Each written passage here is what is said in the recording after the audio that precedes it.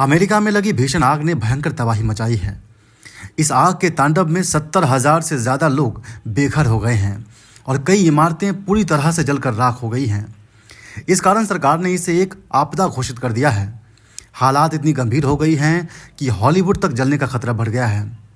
इस आग से 16,000 एकड़ से ज़्यादा ज़मीन जलकर खाक हो गई है, जिससे अरबों डॉलर का नुकसान हुआ है।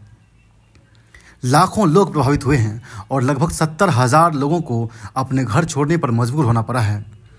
कई लोगों को सुरक्षित स्थानों पर भेजा गया है, जबकि आने वाले खतरे को देखते हुए 50,000 से ज़्यादा लोगों को घर खाली करने के आदेश दिए गए हैं। इस आग ने न सिर्फ स्थानीय नागरिकों बल्कि कई उड़ानें, स्कूल, कॉलेज और बैंक को भी अपनी चपेट में ले लिया है।